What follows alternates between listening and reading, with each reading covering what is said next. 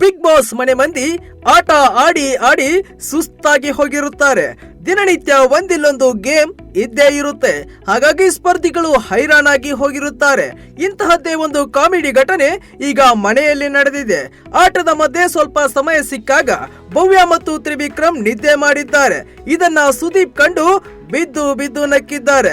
ಇವರಿಬ್ಬರನ್ನ ಎದ್ದೇಳಿಸಲು ಎಷ್ಟೇ ಪ್ರಯತ್ನ ಮಾಡಿದರೂ ಈ ಜೋಡಿ ಮಾತ್ರ ಮೇಲೇಳಲೇ ಇಲ್ಲ. ಹೌದು, ಭವ್ಯ ಲಾಸ್ಟ್ ವೀಕ್ ಮನೆಯಿಂದ ಹೊರನಡೆಯುವ ಹಂತಕ್ಕೆ ಹೋಗಿದ್ದರು. ಆದರೆ ಯಾವುದೋ ಒಂದು ಲಕ್ ಭವ್ಯ ಕೈ ಹಿಡಿದಿದೆ. ಈಗ ಇವರಿಗೆ ಸಂಬಂಧಿಸಿದ ನಗೆ ಮೂಮೆಂಟ್ ಒಂದು ಸೃಷ್ಟಿಯಾಗಿದೆ. ಆಟದ ಗ್ಯಾಪ್ ಅಲ್ಲಿ ಭವ್ಯ ನಿದ್ದೆ ಮಾಡ್ತಾ ಇದ್ರು. ಇದನ್ನ ಸುದೀಪ್ ನೋಡಿದ್ದಾರೆ. ನೋಡಿ ಬಿದ್ದು ಬಿದ್ದು ನಕ್ಕಿದ್ದಾರೆ. ಆದ್ರೆ ಸುದೀಪ್ ಅವರು ಮನೆ ಮಂದಿಗೆ ಕಾಣಿಸುತ್ತಿರಲಿಲ್ಲ.